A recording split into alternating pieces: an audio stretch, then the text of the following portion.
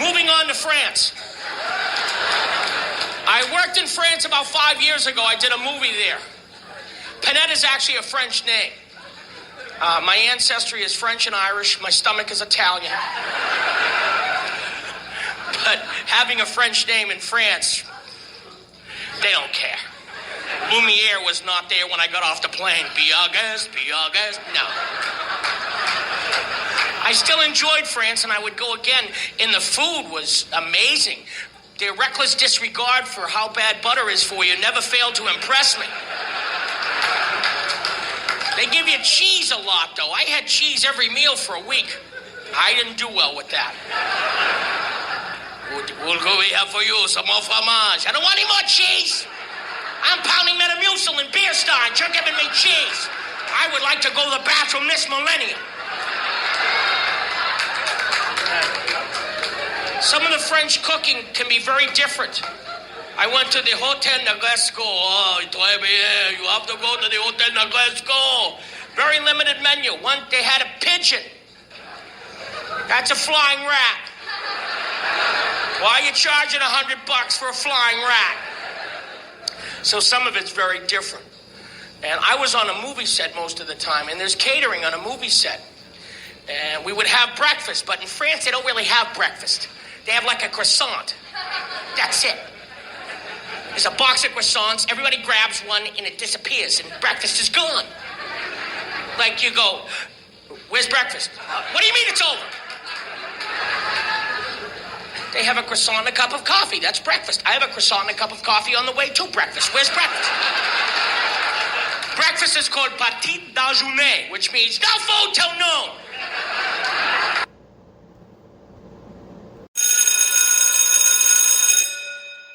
Good morning. It's Monday, Medal of Honor Monday, August the 14th, and this is The True Conservative. Welcome to all the butchers, bakers, and candlestick makers out there. I'm Ron, your host, and the only true conservative in the United States today. So today, after the Serenity Prayer and the patriotic song of the day, we'll have Stuart Varney, My Take, No Free Lunch, The Rape of the Mind, Alex-Epstein, Dr. Gorka, Kari Lake, and the Medal of Honor. All that and more when I get back.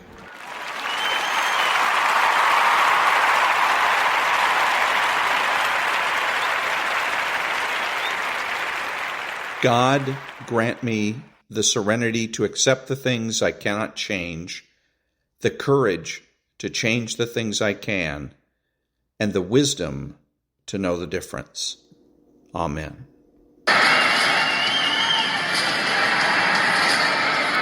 Ladies and gentlemen, please remain standing and remove your hats for the national anthem of the United States of America.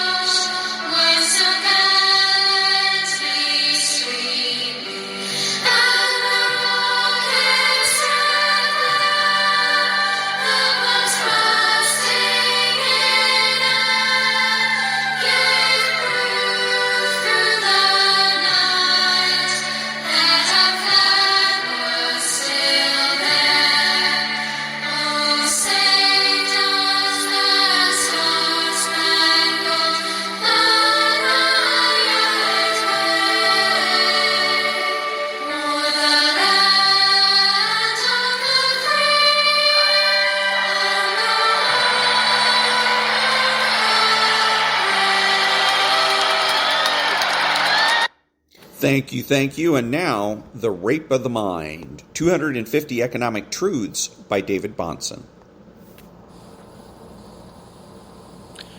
Probability is not a mere computation of odds on the dice or more complicated variants.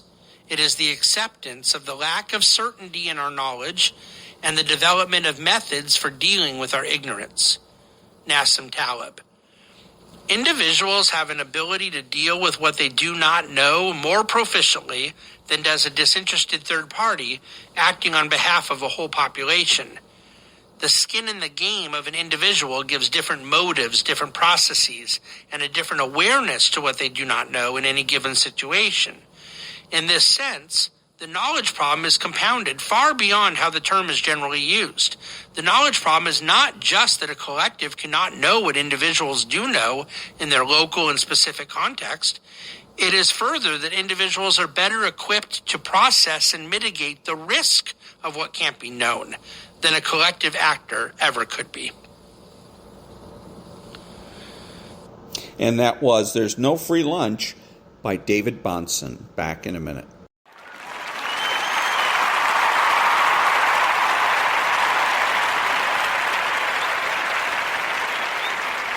Thank you. What are the true conservative cultural priorities? Bring back hierarchy. Bring back the admiration of intelligence, morality, and beauty.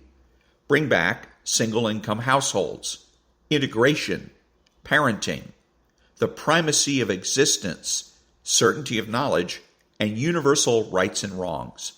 Bring back principled behavior, masculinity and femininity. Bring back Adam 12, John F. Kennedy, the gold standard, pre-HMO medical care, and nonprofit news. Bring back civil service, the term stupid question, arguments and fights, the cultural influence of the church and the Boy Scouts. Bring back the influence of social organizations such as the Lions Club and the Rotary Club. Bring back bowling. Back in a minute.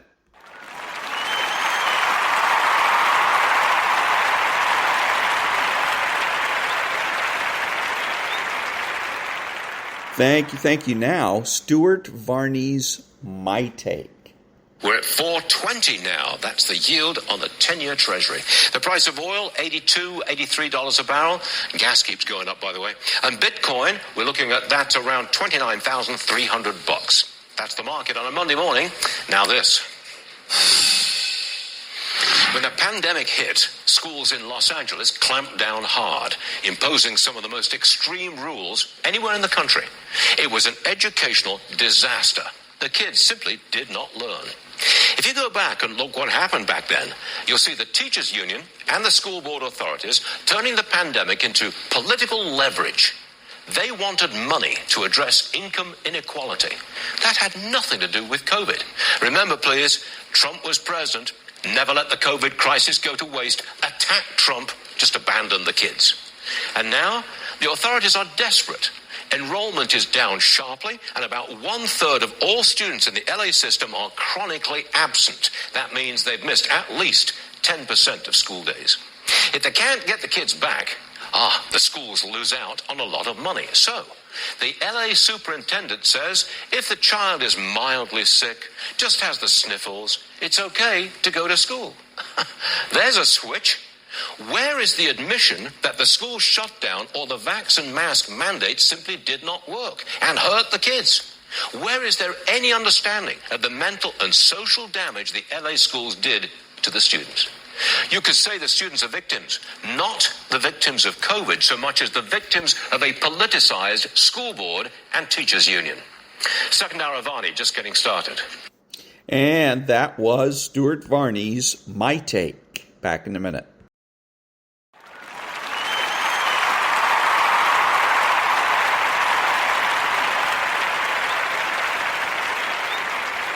Thank you. And now from Stuart Varney. Those security guards. They did? They did. I don't have an update on the condition of those security guards. This is the estimated damage between $60,000 and $100,000 from that Nordstrom. And the mayor of Los Angeles, Karen Bass, says, finally, these thieves should be held accountable. So my question here is, where's the retailers? Where are the retailers? Because me as a consumer, I don't care. I don't do much shopping at Nordstrom. This is it's a story about over the weekend. there was a flash mob of 30 to 50 people that went into 30 to 50 thieves that went into Nordstrom and ransacked the place, just grabbed everything they possibly could and took it out. So where is Nordstrom? Why these stores, these retailers, they have a lot of money and they have a lot of political clout.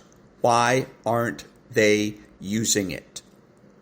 Why aren't they using it? Why aren't they going to getting politically active and forcing Karen Bass out of power and forcing everybody else out of power? For Gavin Newsom, the mayor of San Francisco, force him out of power. Instead, they meekly pack up their bags and go away and go to another state, take their headquarters. In some cases, they're shut down stores. But why not get politically active? You know they have political action committees. You know that they have lobbying organizations. So why aren't they using them? That's my question. It seems as though they're sitting back waiting for me as a taxpayer and a voter to do their job for them. And I'm just not going to do that. If Nordstrom can't be bothered to defend itself politically, it can't be bothered to have security guards that are going to be given the permission to do their jobs. Okay, and a lot of places have what they call loss prevention officers who are not just observe and report, they take you into custody.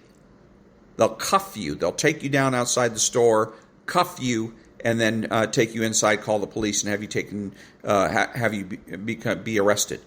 So, anyways, the point is, if the retailers can't be bothered to defend themselves, I can't be bothered to defend them. I don't care. Go to hell. That's the way I feel about it. You can't be bothered to defend yourself. Suffer. Back in a minute.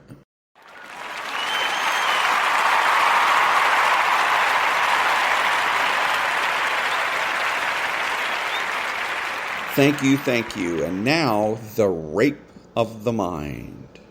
The purging rituals. Cleaning out the higher echelons of government is an old historic habit. The struggle between fathers and sons, between the older and the younger generation, became ritualized far back in prehistoric times. Fraser's classic, The Golden Bough, has told us a great deal about this. The ancient priest of the heathens acquired his high post by killing his predecessor. Later in history, the newly proclaimed king offered criminals instead as sacrifices to the gods on the day of his anointment.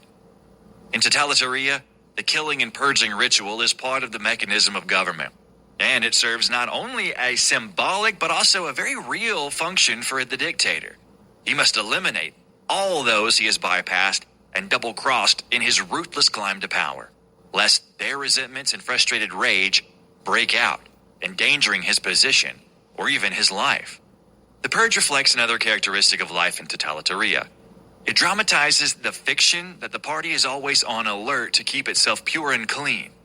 Psychiatry has demonstrated that the cleanliness compulsion in neurotic individuals is actually a displaced defense against their own inner rage and hostility. It plays the same sort of role in communities, and when it is elevated to the level of an officially sanctioned ritual, it reduces the citizenry to infancy. It makes the inhabitants of Totalitaria feel like babies, still struggling to learn their first toilet training habits, still listening to their parents' reiterated commands to be clean, be clean, be clean, be good, be good, be good, be loyal, be loyal, be loyal. The constant repetition of these commands reinforces each citizen's sense of guilt, of childishness, and of shame. The totalitarian purge is always accompanied by an elaborate confession ceremonial, in which the accused publicly repents his sins, much as did the witches of the Middle Ages, Lee. This is the general formula. I confess my doubts. Thanks to the criticism of the comrades, I have been able to purify my thinking. I bow in humility to the opinion of my comrades and the party, and am thankful for the opportunity to correct my errors. You enabled me to repudiate my deviational questions. I acknowledge my debt to the selfless leader and the government of the people. This strategy of public expression of shame has two effects. It serves, like the purging rituals themselves, to provoke feelings of childish submissiveness among the people, and at the same time, it offers each citizen a defense against his own deep-seated psychological problems and feelings of guilt and unworthiness.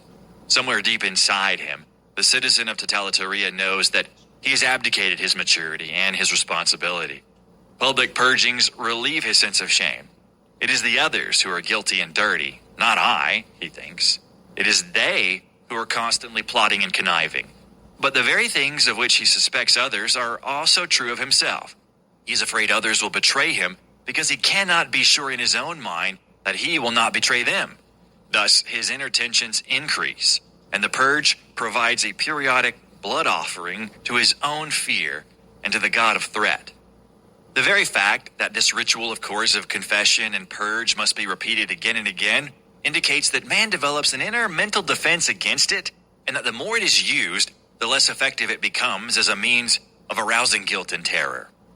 Just as the citizen of Totalitaria becomes hardened or dulled to the terror of constant official intrusion into his private life, so he becomes almost immune to the cries of treason and sabotage. In the same way, as the purge becomes less effective as a taming tool, the tyrant uses it more frequently to soothe his own fears. History provides us with many examples of revolutions which eventually drowned in a bloody reign of terror and purge. Some of the most devoted heroes and leaders of the French Revolution met their death on the guillotine of the republic they helped to create. And that was The Purging Rituals from The Rape of the Mind by Joost-meerlo, MD. Back in a minute.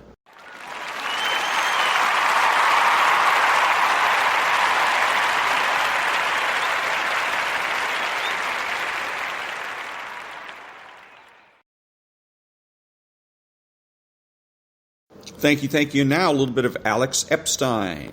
So electricity is about 1/5 the world's energy use. Almost all of the rest is using fossil fuels directly for residential heat, industrial heat, and especially transportation. And for most of those, we don't have any cost-effective ways of replacing fossil fuels anytime soon, certainly not for cargo ships and airplanes. So even leaving aside electricity, it's a huge challenge that nobody talks about. Now, within electricity, it's actually natural gas is the biggest source. But yeah, we have a mostly fossil-fueled grid. And if you look at solar and wind, which are a small percentage, they're not just a small percentage. They're almost 100% dependent on the reliability of fossil fuels. And when you try to get rid of the fossil fuels, like we have done in California and like Texas has tried to do, then you're playing reliability chicken. You hope the sun shines enough, the wind blows enough, it doesn't get too hot, doesn't get too cold. And that is a losing game. I live in California, we have to deal with this. And so the idea of we're going to mandate electric cars on a grid that's already struggling because we've prioritized unreliable energy over reliable energy, this is just a guaranteed epic crisis. And that was Alex-Epstein from Fossil Future. Back in a minute.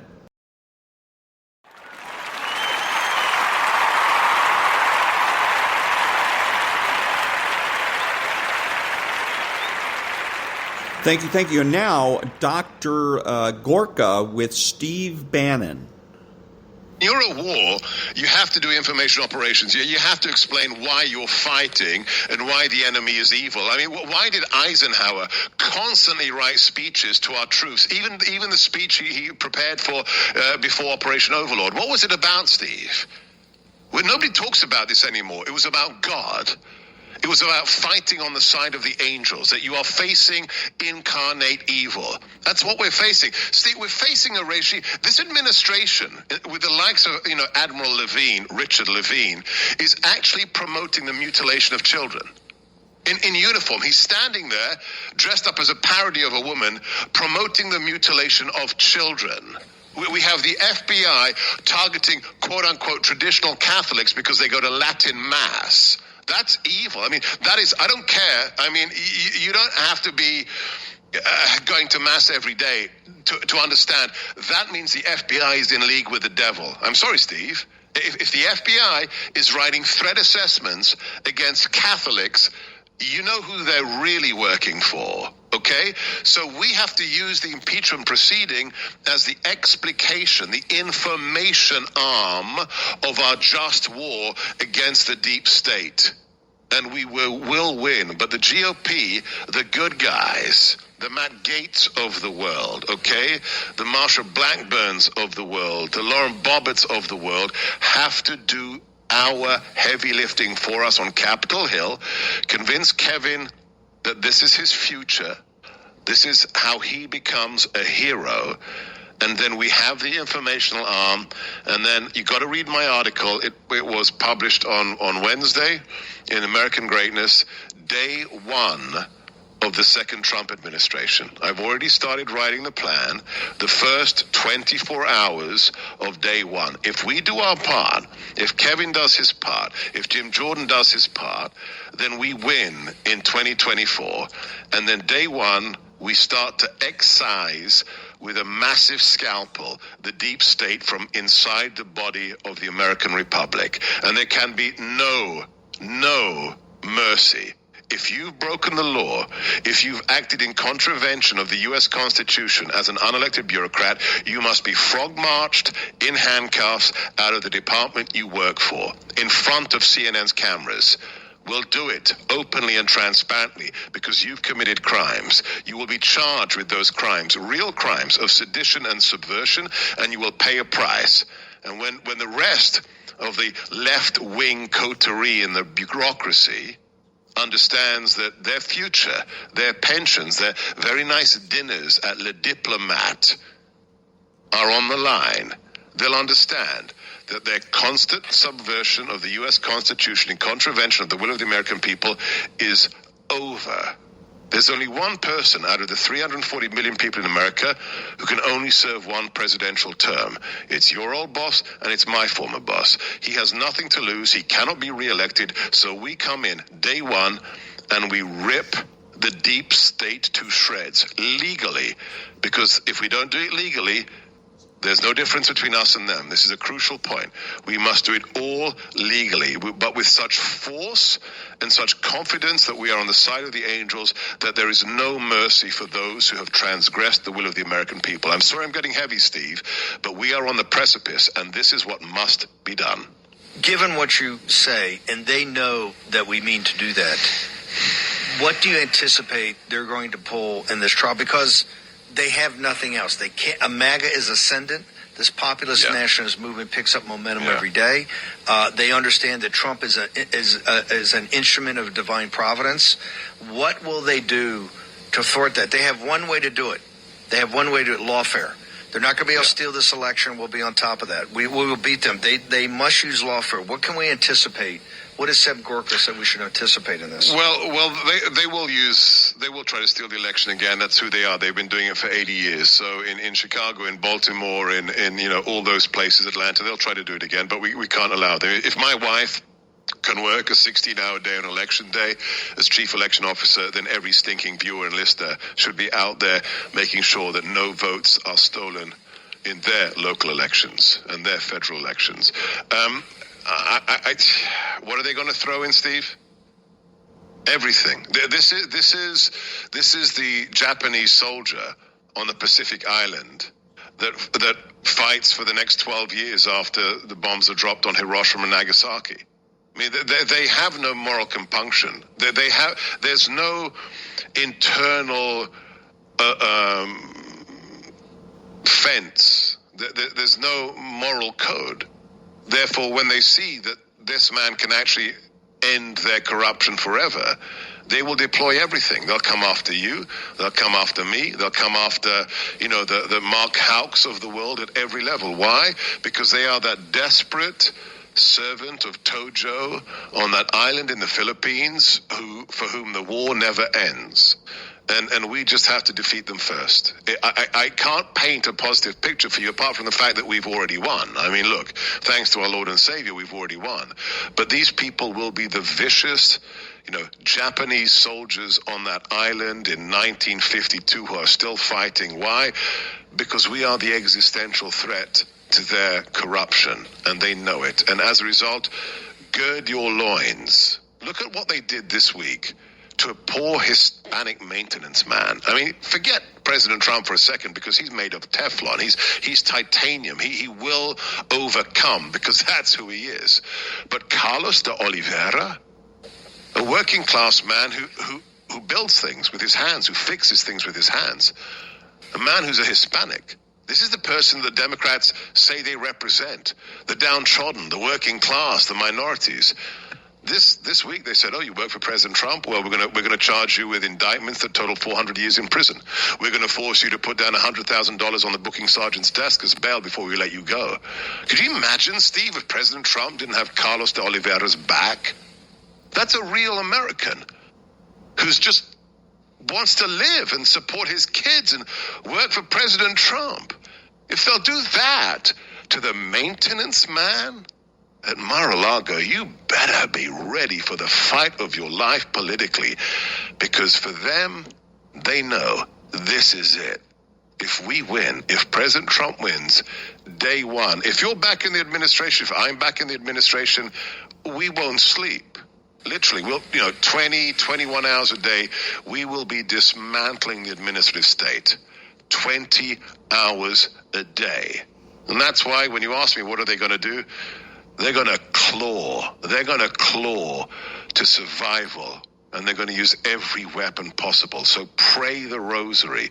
Get on your knees every day for the shield of God to protect you. Because they are diabolical. And they will use every weapon against us. Because they know that we can defeat them. You're a war. And that was Dr. Sébastien Gorka on, I guess Mr. Bannon has his own show now, maybe a podcast. But it was a good piece, except at the end, Mr. Bannon asks him, he uses the word anticipation, but it's the same thing as prediction. We don't make predictions. The good guys, we do what's right, and we let the chips fall where they may. We know the difference between right and wrong, so therefore we don't need to make predictions. Only the people who have a skewed moral compass need to be bothered with predictions, who look at life as though it's a chess game. It is not. It is a fight of good over evil, always. So therefore, we do what's right, let the chips fall where they may. Mr. Gorka was also right in saying we've won because we are the children of Christ. Back in a minute.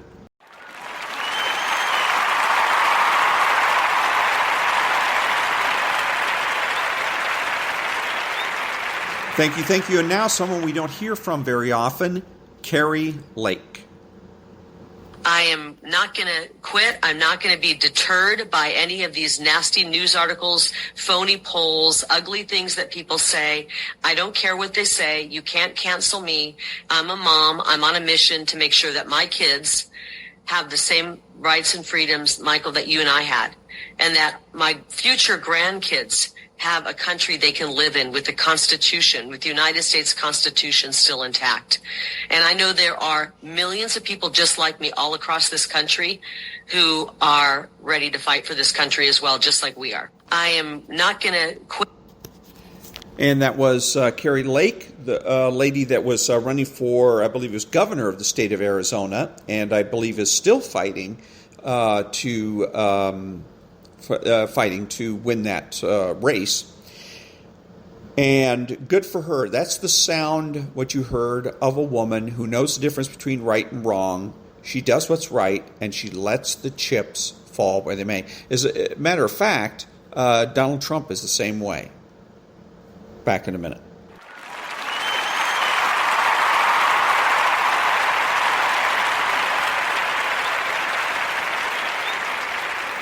Thank you. And now,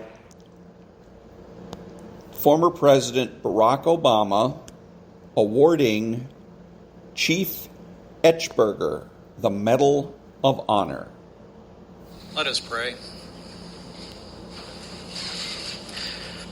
Dear Lord, how grateful we are for the privilege of living in America, the land of the free and the home of the brave.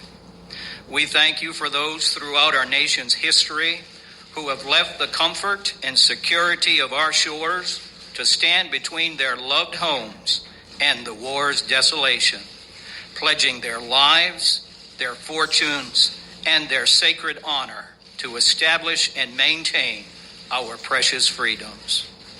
Today, we offer special thanks for the sacrifice and service of one of America's finest airmen, Chief Master Sergeant Richard Etchberger, who on that fateful day in March 1967 demonstrated enormous courage and valor beyond the call of duty.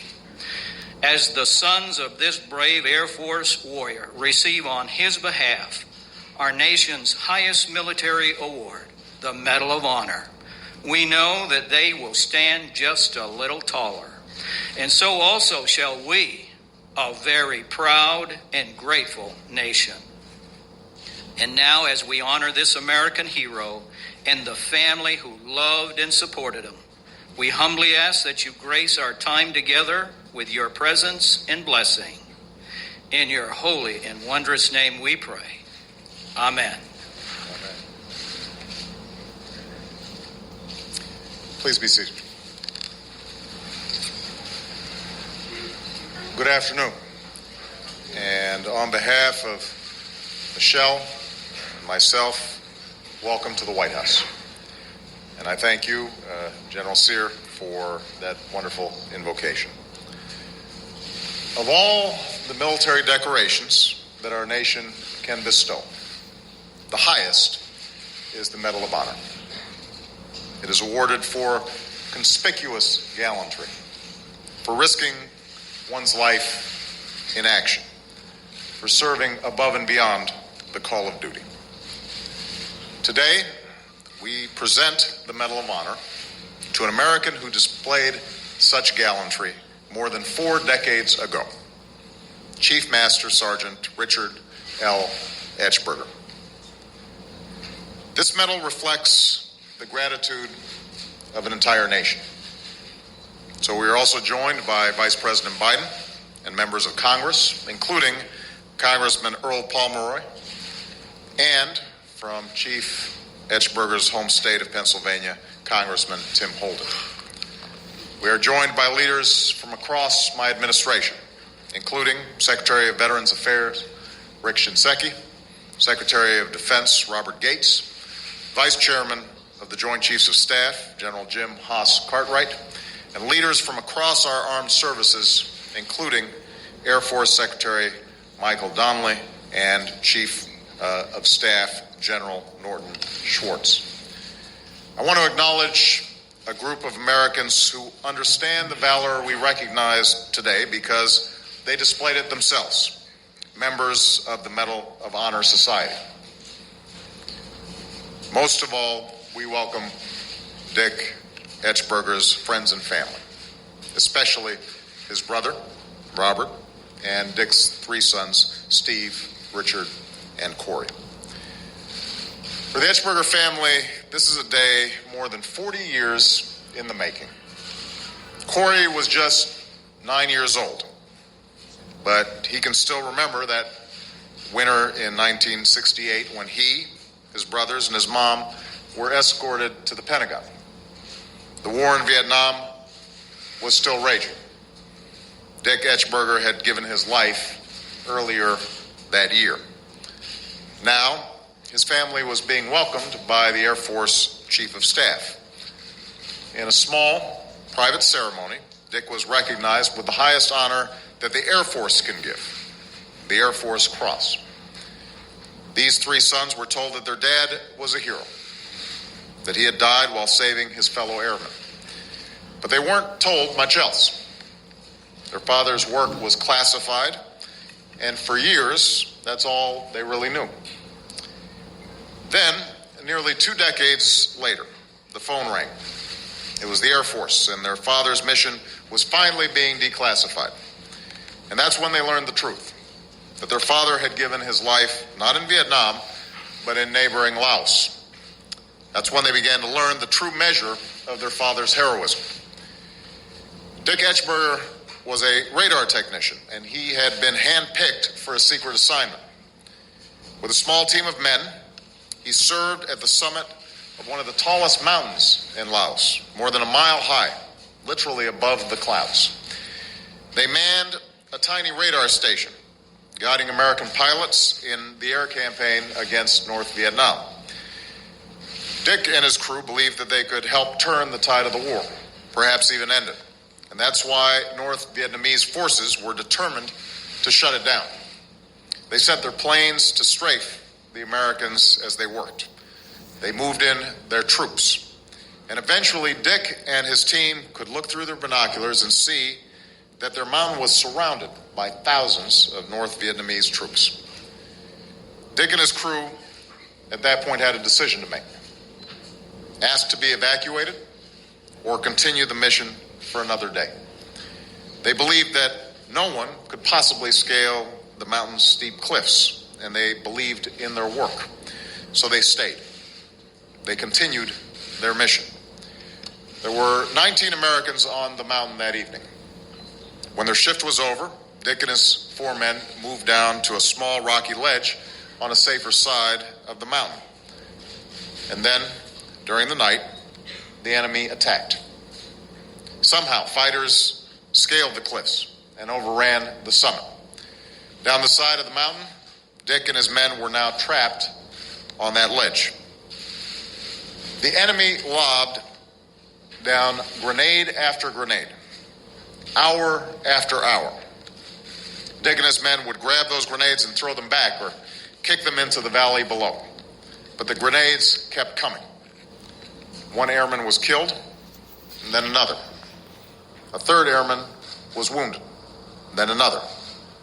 Eventually, Dick was the only man standing.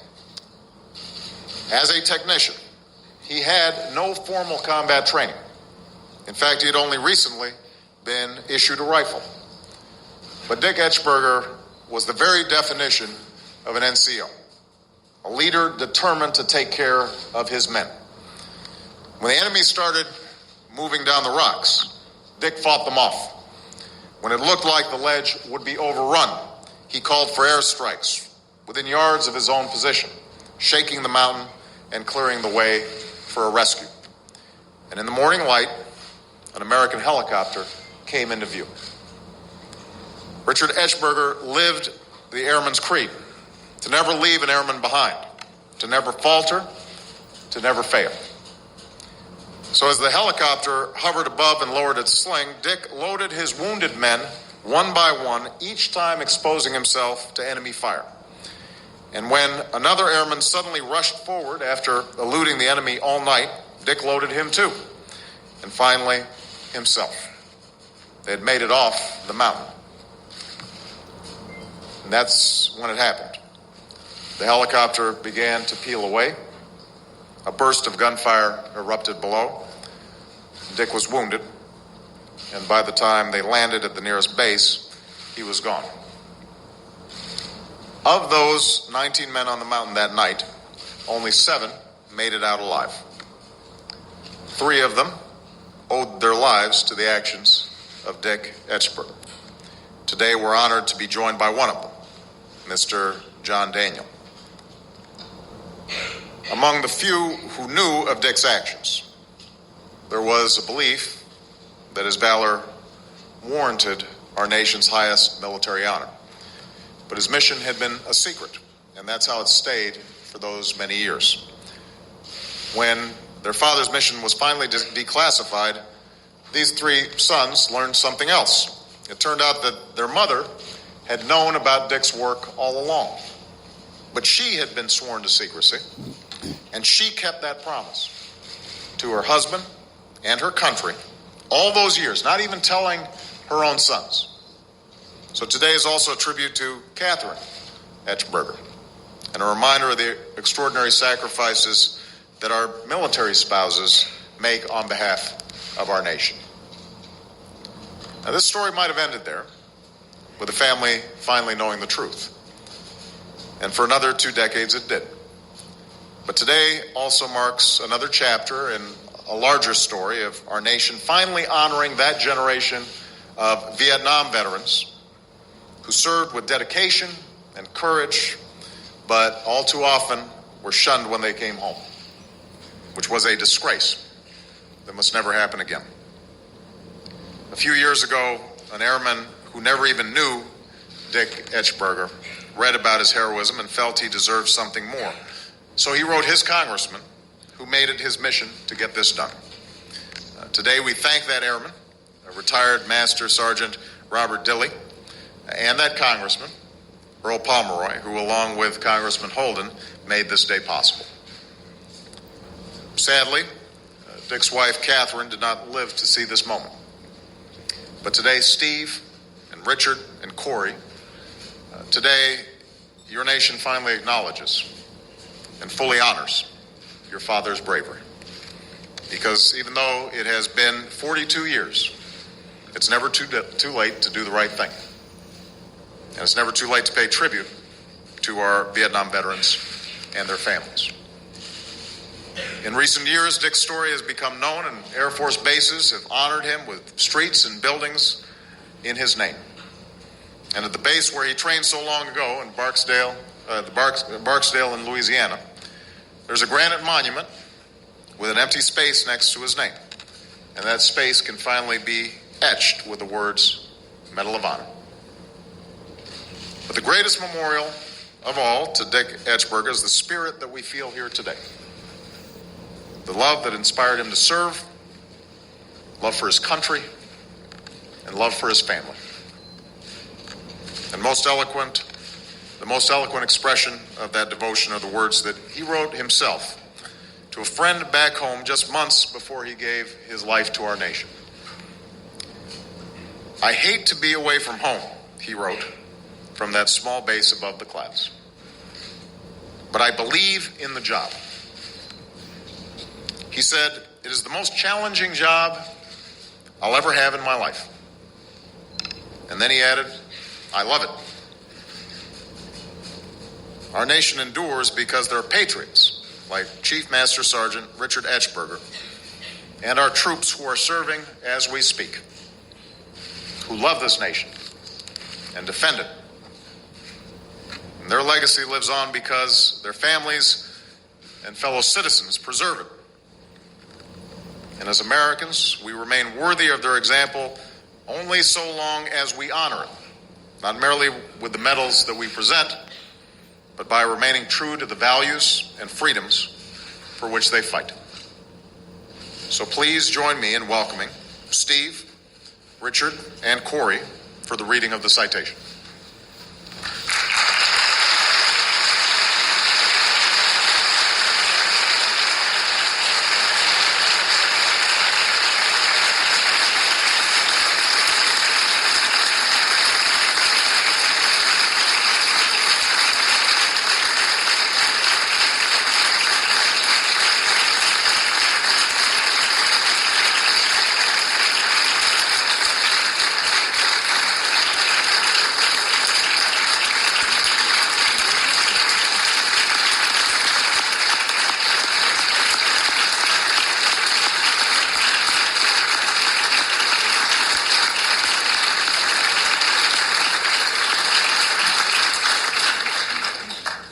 President of the United States of America, authorized by Act of Congress, March 3, 1863, has awarded, in the name of the Congress, the Medal of Honor to Chief Master Sergeant Richard L. Etchberger, United States Air Force, for conspicuous gallantry and intrepidity at the risk of life above and beyond the call of duty. Chief Master Sergeant Richard L. Etchberger distinguished himself by extraordinary heroism on March 11, 1968, in the country of Laos, while assigned to Ground Radar Superintendent, Detachment 1, 1043rd Radar Evacuation Squadron. On that day, Chief Etchberger and his team of technicians were manning a top-secret defensive position at Lima Site 85, when the base was overrun by an enemy ground force. Receiving sustained and withering heavy artillery attacks directly upon his unit's position, Chief Etchberger's entire crew lay dead or severely wounded. Despite having received little or no combat training, Chief Etchberger single-handedly held off the enemy with an M16 while simultaneously directing airstrikes into the area and calling for air rescue. Because of his fierce defense and heroic and selfless actions, he was able to deny the enemy access to his position and save the lives of his remaining crew. With the arrival of the rescue aircraft, Chief Etchberger, without hesitation, repeatedly and deliberately risked his own life, exposing himself to heavy enemy fire in order to place 3 surviving wounded comrades into rescue slings hanging from the hovering helicopter, waiting to airlift them to safety. With his remaining crew safely aboard, Chief Etzberger finally climbed into the evacuation sling himself, only to be fatally wounded by enemy ground fire as he was being raised into the aircraft. Chief Etzberger's bravery and determination in the face of persistent enemy fire and overwhelming odds are in keeping with the highest standards of performance and traditions of military service. Chief Etzberger's gallantry, self-sacrifice, and profound concern for his fellow men at risk of his life, above and beyond the call of duty, reflect the highest credit upon himself and the United States Air Force.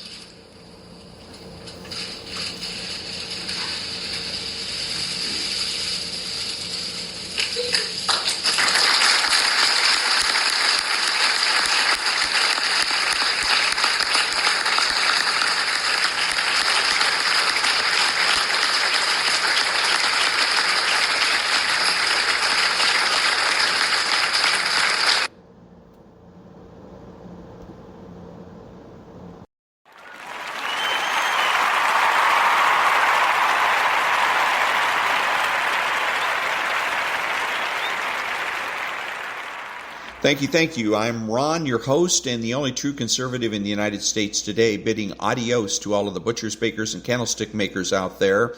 And until next time, be honest, be smart, be beautiful, and remember that the left has no authority, no power, and they can't win.